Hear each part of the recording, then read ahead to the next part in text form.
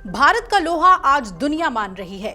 Rio de Janeiro में आयोजित BRICS शिखर सम्मेलन में प्रधानमंत्री नरेंद्र मोदी ने आतंकवाद के मसले पर चीन और पाकिस्तान को सीधा संदेश दिया है और इसके साथ ही उन्होंने आतंकवाद और वैश्विक संस्थाओं में सुधार जैसे अहम मुद्दों पर भारत का रुख स्पष्ट किया है। और सबसे बड़ी बात कि भारत की इस पहल को सारे देशों ने सराहा है और साथ देने की बात कही है। ये भारत के लिए एक बड़ी जीत है। आपको बता दें कि प्रधानमंत्री की ये टिप्पणी वैश्विक समुदाय के साथ साथ विशेष रूप से कई देशों के लिए एक कड़ा संदेश है जो आतंकवाद के मुद्दे पर दोहरा मापदंड अपनाते हैं। वहीं इस बीच भारत ने जो कहा है उसकी खूब चर्चा हो रही है।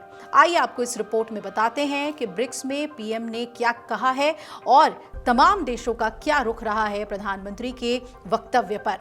संयुक्त राष्ट्र सुरक्षा परिषद यानी कि यूएनएससी में सुधार को लेकर भारत ने कई बिंदु पर चर्चा की और अपनी सलाह दी। इसमें भारत को बड़ी सफलता मिल गई है। ब्रिक्स ने पहलगाम हमले की कड़ी निंदा करते हुए भारत के आतंक के खिलाफ सख्त रुख का समर्थन किया है। एक सुर में पहलगाम हमले का सभी ने विरोध किया है, निंदा की है और भारत का साथ देने की बात कही है। तो यूएनएससी के विस्तार पर भी सहमति जताई गई है। यूएनएससी को लेकर भारत ने नए देशों की एंट्री को लेकर मांग जो कि लंबे समय से भारत कर रहा था उसे फिर से दोहराया गया। वहीं पहलगाम आतंकी हमले के बाद भारत ने आतंकवाद के मुद्दे पर सख्त रुख अपनाया और दुनिया से समर्थन जुटाने की कोशिश की। सभी का सकारात्मक रुख भारत को मिला है और ये हमारे लिए एक बड़ी जीत है वैश्विक स्तर पर। आपको बता दें कि रविवार को ब्रिक्स शिखर सम्मेलन के संयुक्त घोषणा पत्र में आतंकवाद के खिलाफ जीरो टॉलरेंस रखने का आग्रह भारत ने किया है और आतंकवाद जैसी बुराई का मुकाबला करने में दोहरे मानकों को खारिज किया गया है। ब्रिक्स देशों ने ऐसे एक तरफा टैरिफ पर भी गंभीर चिंता व्यक्त की है जो व्यापार को नुकसान करते हैं और WTO के नियमों के अनुरूप नहीं है। जाहिर तौर पर यह अमेरिका की ओर इशारा है। मीडिया रिपोर्ट्स की माने तो ब्रिक्स देशों की ओर से यह कहा गया है कि हम 22 अप्रैल को कश्मीर के पहलगाम में हुए आतंकवादी हमले की कड़ी निंदा करते हैं जिसमें 26 लोग मारे गए और कई घायल हुए।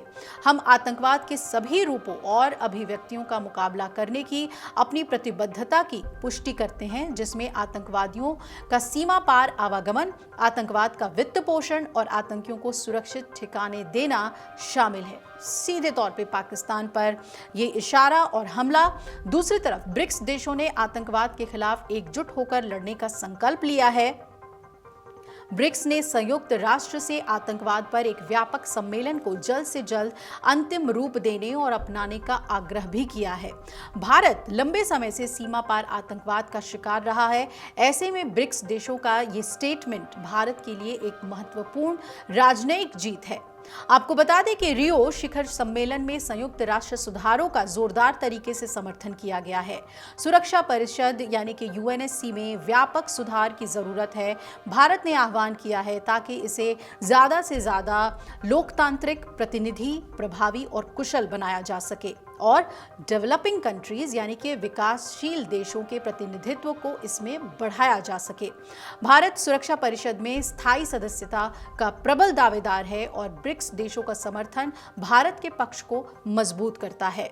ब्रिक्स देशों की घोषणा में ईरान पर इजराइल और अमेरिका के हमलों की भी निंदा की गई है। ब्रिक्स देशों ने कहा है कि IAEA सुरक्षा उपायों के तहत शांतिपूर्ण परमाणु सुविधाओं पर जानबूझकर किए गए हमलों से चिंता बढ़ी है। ब्रिक्स देशों ने गाजा पट्टी का स्पष्ट रूप से उल्लेख करते हुए यहां लगातार जारी इजरायली हमले रोके जाने का आह्वान किया है। घोषणा में साफ कहा गया है कि गाजा पट्टी अधिकृत फलस्तीनी क्षेत्र का एक अभिन्न अंग है। और इतना ही नहीं, पीएम मोदी ने वैश्विक शासन व्यवस्था में सुधार की आवश्यकता पर जोर देते हुए कहा है कि 21वीं सदी में 20वीं सदी की व्यवस्था पर निर्भर रहना उचित नहीं है। उन्होंने इसे तकनीकी रूप से समझाते हुए कहा कि 21वीं सदी का सॉफ्टवेयर 20वीं सदी के टाइपराइटर पर नहीं चल सकता। उन्होंने यूएनएससी, WTO और बहुपक्षीय विकास बैंकों में सुधार की वकालत की जिसमें ग्लोबल साउथ की अधिक भागीदारी सुनिश्चित हो। इतना ही नहीं, पीएम मोदी ने यह भी तर्क दिया कि विश्व की 2/3 आबादी को वैश्विक संस्थाओं में उचित प्रतिनिधित्व नहीं मिलता। उन्होंने कहा कि कई देश जो आज वैश्विक अर्थव्यवस्था में अहम भूमिका निभाते हैं अभी भी निर्णय लेने की मेज पर जगह नहीं पा सके हैं। ये केवल प्रतिनिधित्व की बात नहीं, बल्कि विश्वसनीयता और प्रभावशीलता का सवाल है। ग्लोबल साउथ के लिए ये संस्थाएं बिना नेटवर्क के सिम कार्ड वाले मोबाइल जैसी हैं, जो ठीक से काम नहीं कर पाती। खैर, ब्रिक्स शिखर सम्मेलन में पहलगाम हमले की निंदा और यूएनएससी सुधार के लिए समर्थन भारत के लिए सबसे बड़ी उपलब्धियां हैं। ब्रिक्स के नए सदस्यों में शामिल होने के बाद इस मंच का प्रभाव और बढ़ा है और पीएम मोदी ने इस मंच का उपयोग वैश्विक सुधारों को गति देने के लिए किया। आपको बता दें कि इस बार ब्रिक्स सम्मेलन ब्राजील की मेजबानी में हुआ, जिसमें पुराने 5 देशों यानी कि ब्राजील, रूस, भारत, चीन, दक्षिण अफ्रीका के अलावा नए सदस्य जैसे कि मिस्र, इथियोपिया, ईरान, यूएई और इंडोनेशिया ने हिस्सा लिया। ब्राजील ने 1 जनवरी 2025 को ब्रिक्स की अध्यक्षता संभाली थी और इस बार की थीम रही समावेशी और टिकाऊ वैश्विक शासन के लिए ग्लोबल साउथ का सहयोग मजबूत करना। पीएम मोदी का डंका ब्रिक्स में बज चुका है और सभी देश मान के चल रहे हैं, समझ चुके हैं कि आतंकवाद के खिलाफ दोहरा मापदंड हम नहीं अपना सकते और भारत का एक सुर में सभी ने समर्थन किया है।